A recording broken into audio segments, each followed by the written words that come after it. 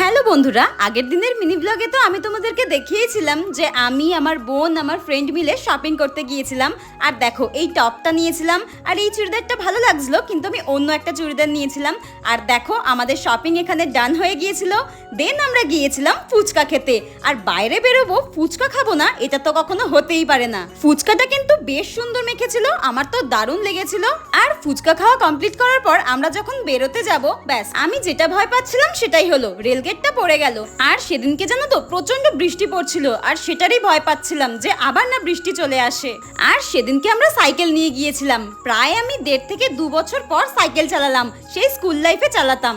একজন আমাকে কমেন্ট করেছে, দিদি তোমার ভিডিও দেখতে অনেক অনেক অনেক ভালো লাগে, কিন্তু তুমি আমার নাম নেও না, প্লিজ আমার নামটা নাও, আমার নাম হলো পায়েল। এই যে তোমার নাম নিয়ে নিলাম।